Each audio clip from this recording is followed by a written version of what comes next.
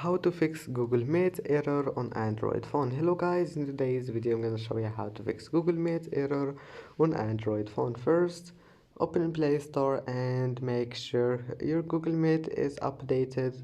If you find here update, just update it, and after that go to settings and then scroll down until you find apps, and then click apps again, and here type Meet, click on it, and now click force stop,